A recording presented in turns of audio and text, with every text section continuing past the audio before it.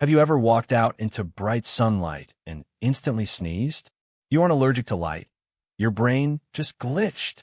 It's called the photic sneeze reflex, and it secretly affects nearly 25% of all human beings. Deep inside your brain, the optic nerve, which senses light, runs right next to the trigeminal nerve, which triggers sneezes.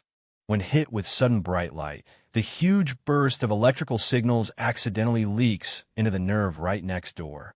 Your brain gets confused and thinks your nose is tickled. Subscribe for more insane body facts.